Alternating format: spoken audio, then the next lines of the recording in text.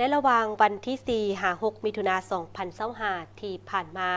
คณะเศรษฐศาสตร์ คณะเกษตรศาสตร์ มหาวิทยาลัยแห่งชาติได้มีการจัดฝึกอบรมพื้นฐานและการนำไส้พร้อมทั้งการจัดกล่องประชุมภายใต้หัวข้อการสร้างเครือข่ายแลกเปลี่ยนข้อมูลข่าวสารด้านภูมิศาสตร์เพื่อการปรับตัวต่อการเปลี่ยนแปลงดินฟ้าอากาศ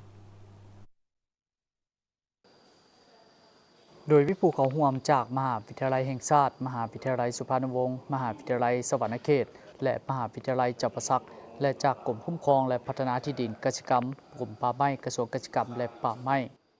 ในหลักสูตรนี้เนาะมันจะเว้าเรื่องการ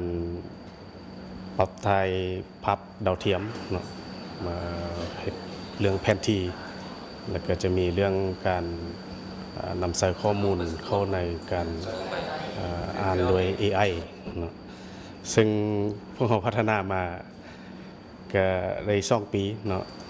เมื่อเราได้หลักสูตรตัวนี้มาแล้วเนาะก็จะมีอุปกรณ์จำนวนหนึ่งเนาะซึ่งเป็นคอมพิวเตอร์บ่เป็นโดรนแล้วก็พวกเราจะมาสร้างเครือข่ายอยู่ใน4 มหาลัยนี้นะแล้วก็นอกจากนั้นพวกเราก็ได้ร่วมมือกับบรรดาสถาบันต่างๆที่เกี่ยวข้องกับเรื่องภูมิศาสตร์การเปลี่ยนแปลงดินฟ้าอากาศซึ่งเพื่อให้มันมีข้อมูลที่จอดกันเนาะซึ่งมันจะมีตัววิชาตัว AI นี่คือกันเนาะเนื่องจากลาวเรานี่มันขาดข้อมูลด้านนี้เนาะมันเลยเฮ็ดให้การประมวลของ AI นี่บ่ชัดเจนเนาะอันนี้ก็เป็นจุดหนึ่งที่เราต้องได้สร้างเครือข่ายขึ้นมาเนาะสำหรับโครงการของพวกเราเนาะอันตัวนี้ก็แม่นถือว่าเป็นมีความสำคัญหลายต่อกับการพัฒนาโดยเฉพาะเหมือนด้านการศึกษาเพราะว่าเรื่องเทคโนโลยีนี่มันเป็นสิ่งที่จำเป็นสำหรับการเกษตรโดยเฉพาะเป็นเขาอยากให้น้องๆนักศึกษานี่ได้นำใช้เห็นว่าความสัมพันธ์กับการเกษตรนี่มันบ่แม่นแต่ว่าเขาจะต้องใช้แรงงานทุกมื้อนี่มันต้องนำใช้เทคโนโลยีอันใหม่เข้ามาโครงการนี้นี่จะเป็นตัวหนึ่งที่ช่วยให้นักศึกษาของเราได้เรียนรู้เกี่ยวกับการนำใช้เทคโนโลยีจากประเทศอื่นเนาะจะบ่แม่นแต่บ้านใกล้เรือนเคียงเฮาเนาะจะมาจากประเทศยุโรปหรือว่าประเทศอื่นที่เขาเจ้าก็มีการพัฒนามาแล้วก็มีการเกษตรที่ทันสมัยเนาะฉันครับว่าจะว่าตัวนี้จะมีประโยชน์หลายช่วยให้การเกษตรกรรมบ้านเฮานี่พัฒนาขึ้นไปอีกก้าวหนึ่งในอนาคตเนาะแล้วก็รวมทั้งพัฒนาด้านการเรียนการสอนการศึกษาของคณะเกษตรศาสตร์ของพวกเราการฝึกอบรมได้เรียนรู้เกี่ยวกับ Geotechnology และ GIS Concept เข้าในเวียกงานเกษตรกรรมเทคนิคการเก็บกำข้อมูลโดยนำไส้โดรนเข้าในการบินและการนำไส้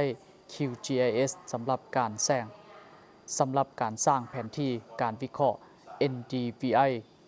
และข้อมูลที่อ่านด้วย AI พร้อมทั้งแนะนำการรับรู้ทางไกลของข้อมูลดาวเทียมการนำไส้ปริโทนในการวิเคราะห์ข้อมูลทางด้านภูมิศาสตร์การนำเสนอภาพรวมของโครงการ Integral และโอกาสการพัฒนาหลักสูตร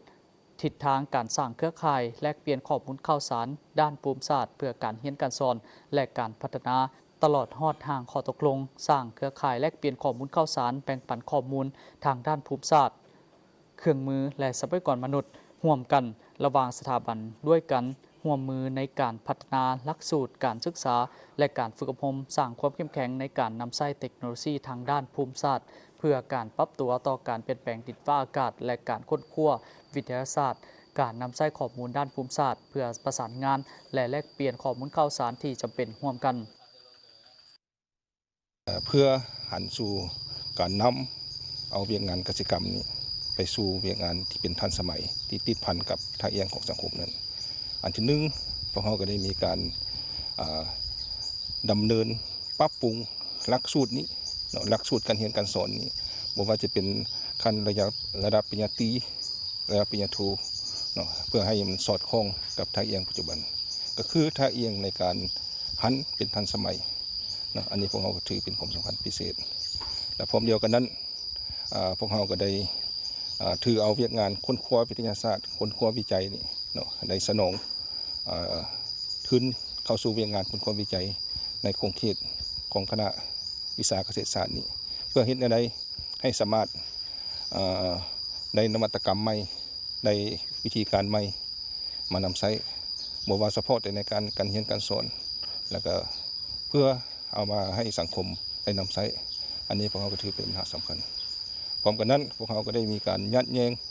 เอาการช่วยเหลือจากสากลเนาะโดยเฉพาะเป็นการยัดแยงเอาเทคนิควิทยาศาสตร์ยัดแยงเอาความรู้ใหม่เพื่อเห็นให้ครูอาจารย์และนักศึกษาของเราได้สามารถรับรู้มีการพัฒนาทางด้านวิชาการในตามภาคเอียงการขยายตัวของภาคพื้นและสากลเนาะอันนี้ของเราได้ถือเป็นนโยบายที่สำคัญอันนั้นครับ